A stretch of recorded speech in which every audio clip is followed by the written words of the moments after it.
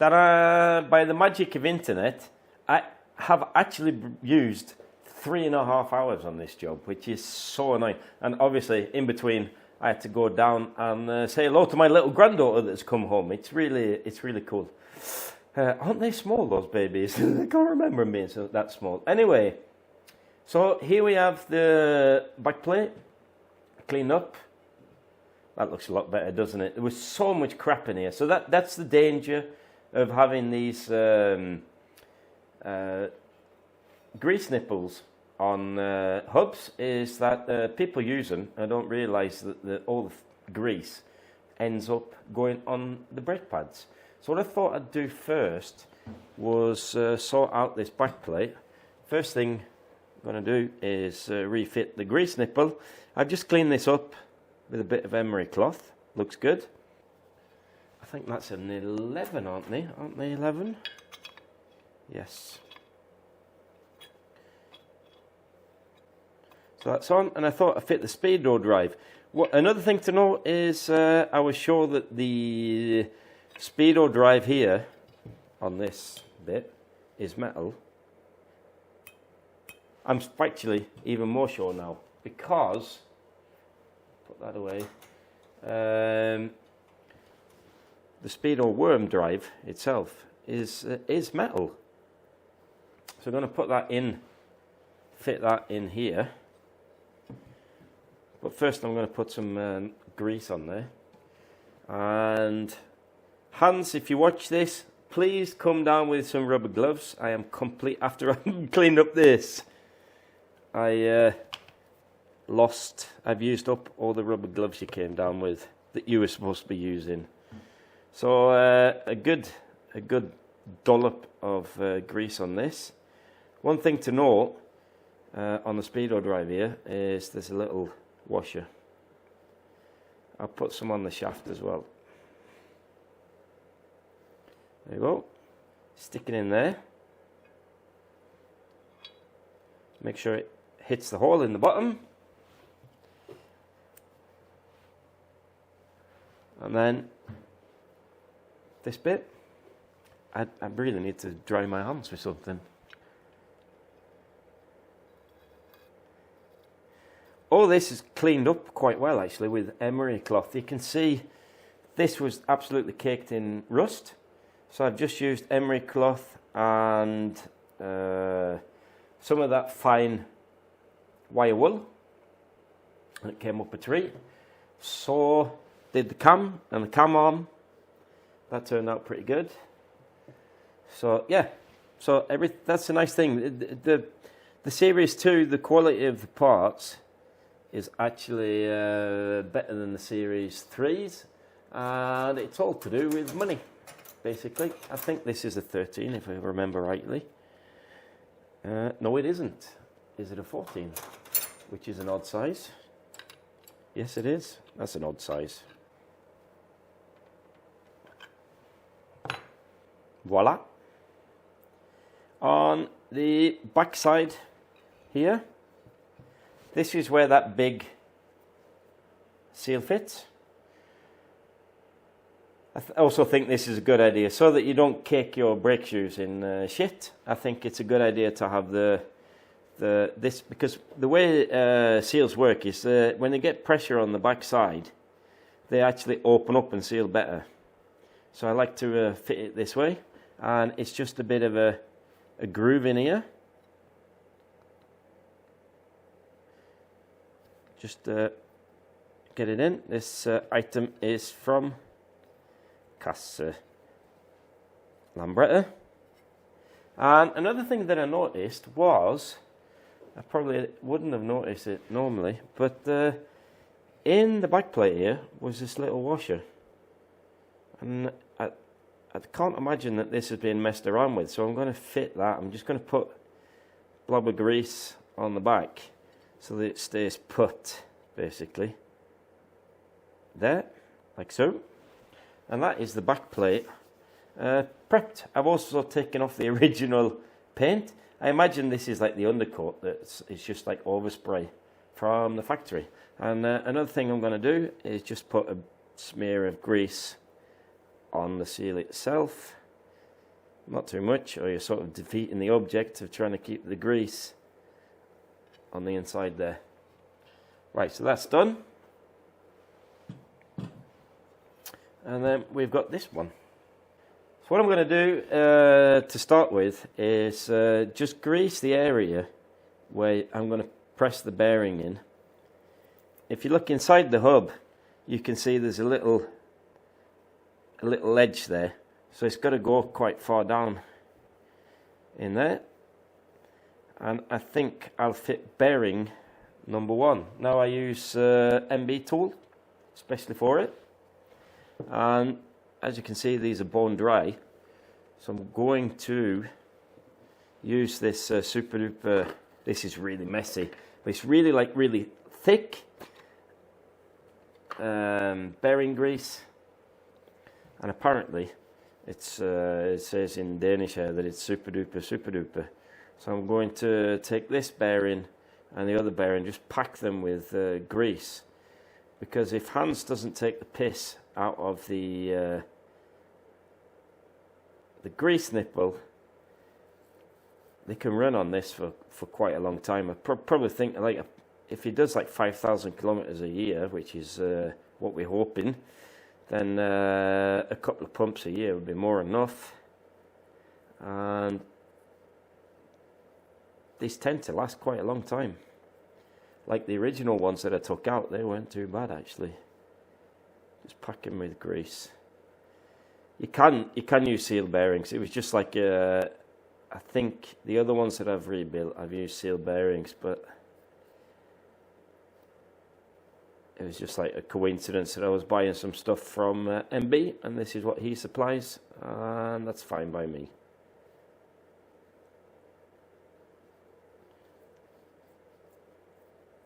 Smooth. One thing that's really important, if you're just going to use like a makeshift drift with a socket or something like that, it's when you're mounting bearings, it's really important that you hit the outer edge and not the inner edge, because if you hit the inner edge, you're going to destroy the bearings. I was at a course for SKS, the Swedish bearing manufacturer, and they say that premature bearing wear is normally 90% due to fail or mounting them wrongly. So I'm going to just tap this in.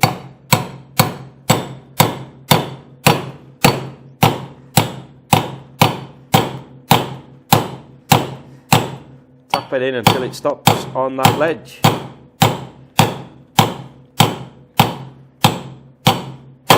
There, you can hear the sound.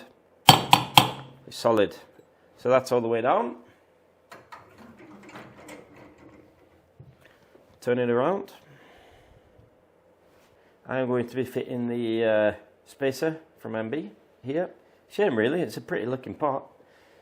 I just put a blob of that grease on the end, just so that it sits where it's supposed to, over there. And we do the same on this side. The nice thing about this tool is that that prongy bit is there for a reason. It keeps the spacer in place when you fitting the bearing. Solid thud. Job done. Once the bearing is in place, I can fit the retaining ring. Pop it in there. Just make sure it snaps into place. There we go.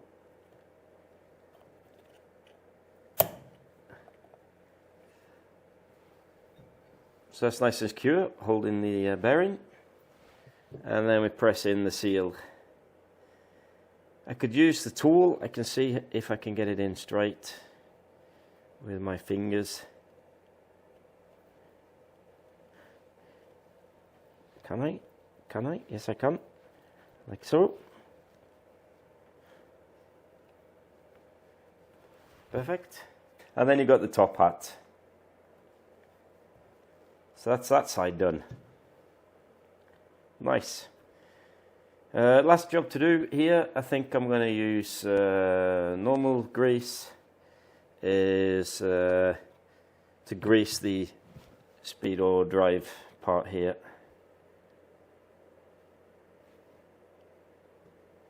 Liberal or Lords. Job is almost done now. Lots of grease on the, that was the old one, don't use that, Rob, use the new one. Grease the outside of the seal. Grease the inside of the seal.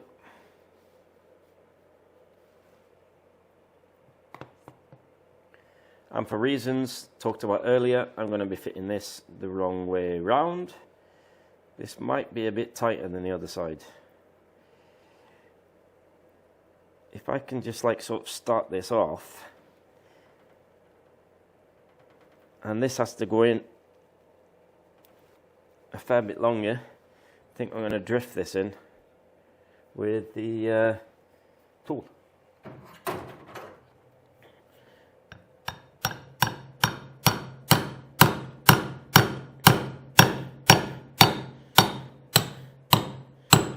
There we go. I wouldn't want to kill it. And if I remember correctly, this is where that little spacer tube went. I think I'll give that a bit of a grease first.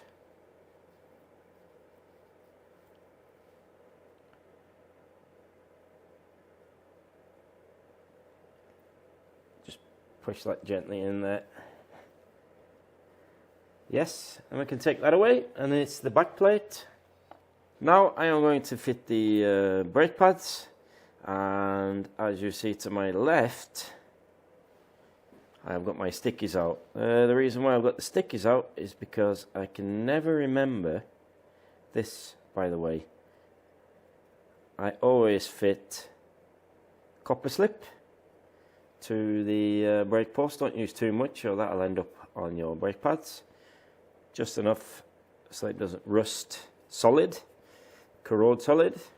The reason why I got my stickies out is because this cam here has got a punch dot on the cam itself, and the cam I also put some copper slip on, just a couple of swipes.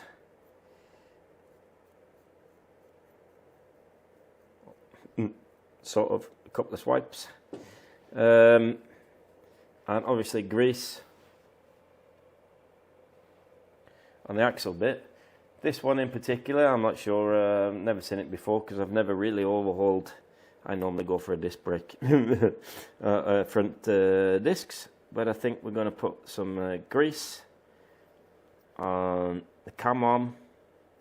And the reason why I have stickies out is because we have a dot on the brake, and Stickies says, I knew that it is because of orientation, but that's always supposed to point up apparently, so we'll do it as Sticky says. I'm not going to fasten that yet because what I think I'm going to do is try and fit the brakes on the cam and ease the whole assembly over just to make things a little bit easier. It's a bit crooked.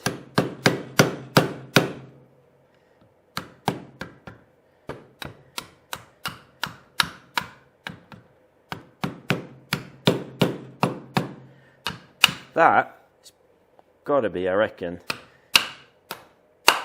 the easiest way to take them apart as well is probably taking off the cam, because that all went together really nicely.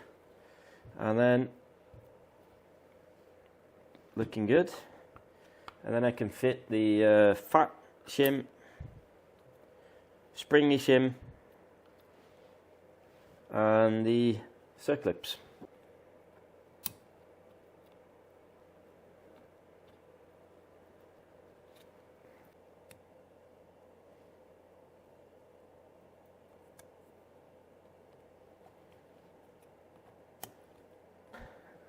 Next job is to fit the cam itself. There's a little washer that goes on the outside, like so.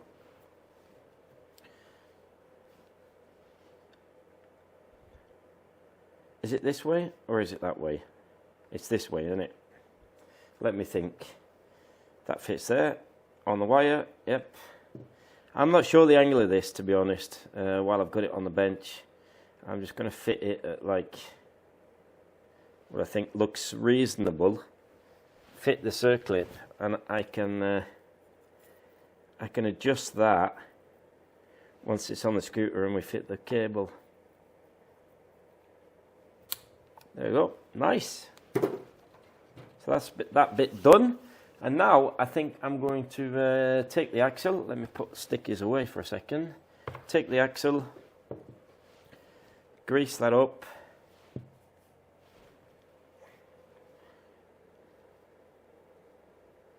On the axle itself. This is the moment of truth, I suppose. There you go.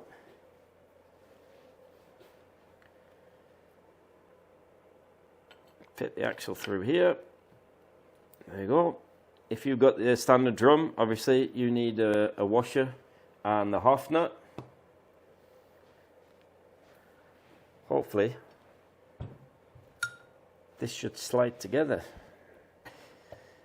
Yes, and it doesn't.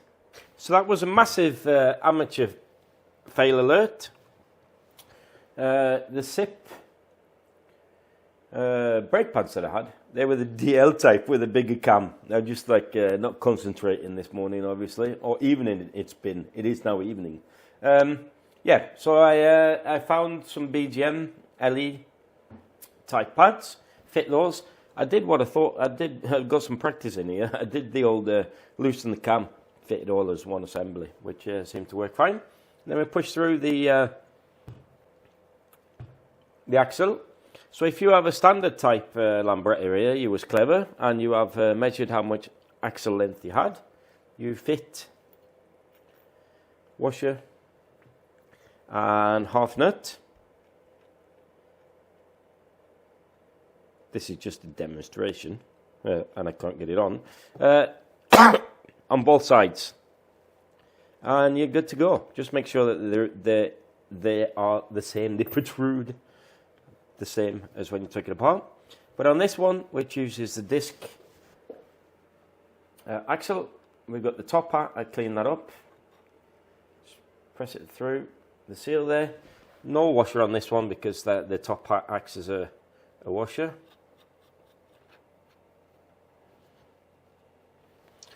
And then basically it's just a case of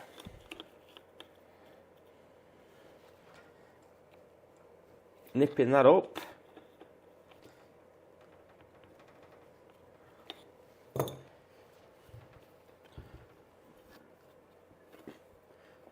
Nice one, lad. That's another one. Another job done. Let's have a look at the rest of the scooter before I go. Right, I thought I would run you through Hans, are you listening? What I have done. I have fit the fork. Hans has rubbed down the fork. I painted it with the top coat. I fit new bearing races. This is the original dust cover. Looks really shiny. Chrome ring, original, looks really good too, still. And unfortunately, when he pressed out he had to use a 10-ton press to get the bolt out of the one of the fork links. He forgot to bring the big washers that you fit on the links when you put it into the fork. So I have overhauled half of the fork. It would be really nice if he could come down here with some wheels, because as soon as I get this up on 2 wheels, we're going to be cooking on gas. That's when things start to get fun, when you get things put together, which is cool. But have a look at the finish, because I have not shown you. Let me take my tripod. And so this is what it looks like after we've rubbed it down. There is a bit of shine on there. And we got rid of lots and lots of the rust. I fit the rear light again. I have fit the number plate holder. I fit a the beginning of an earth strap. I always like to fit those on the bracket on the light. I'm not sure why. I think originally they're on the number plate holder bolts. And as you can see, this wobbly cam not doing too good. This is what the frame looks like. It's been coated. I have fit the choke. The new one of these. This was snapped. They tend to break. I had one of those lying around. It is the to hold the cables. I fit a new light switch. Reason why I fit the new light switch, I'm not sure. The original one could have worked, but I find them a lot easier to fit on a simplified wiring loom, the type that has just got the two connectors, not the 3 or the 1.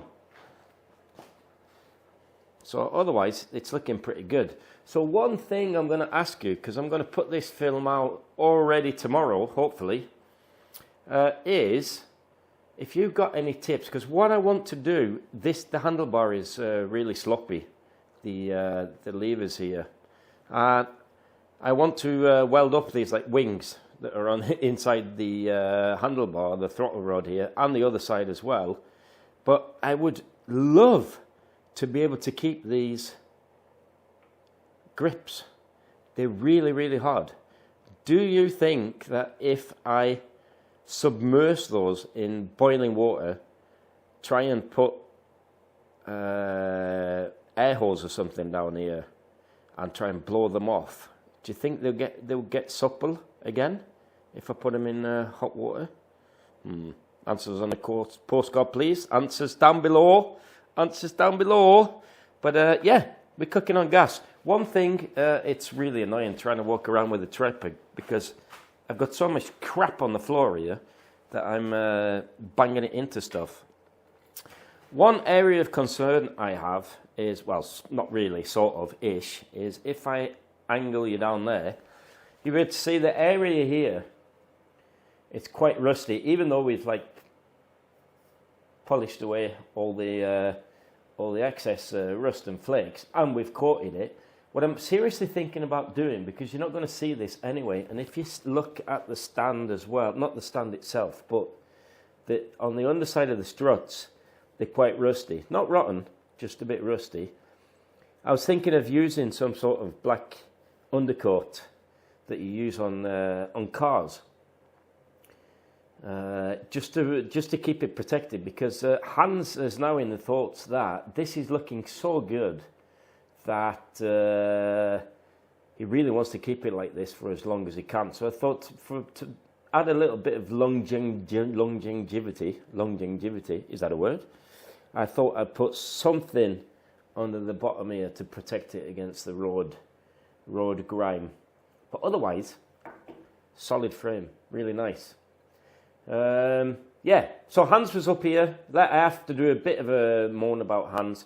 He was up here for about an hour the other day, and he obviously, apart from forgetting to bring parts with him, he took the rims home with him, and he's washed those, and he is fitting the, what's he doing? Yep, he's fitting the tyres, and as soon as he comes, because I'm free all day tomorrow as well, but there's absolutely nothing I can do until we fix that fork and get this thing, get the engine in and get it on 2 wheels. Then, once I've done that, I can fit the wiring loom, the cables, sort out the handlebar, like I said. Yeah, and then it's suddenly going to go really quick and start looking like a scooter again. So we can fire it up, check the timing. Really looking forward to it. I think it's going to be a sweet, sweet ride. Right, I love you and leave you. If you like this kind of stuff, don't forget, give me the old thumbs up, do the old subscribe. If you want to support the channel, you can buy merch. And I was going to show you my Kickback Garage caps, which it isn't. Never mind. But yeah, you can buy merch. That helps support the channel. You can buy me a coffee. Or you can be really brave and you can become a channel member. Normally, the videos go out a week before the normal plebs can see them. That's you. And yeah, so you get early access on the videos, basically. And it does help towards the channel. So I will love you and leave you. And I will see you all in the next one. if Hans ever gets his horse down here. Ta-ra.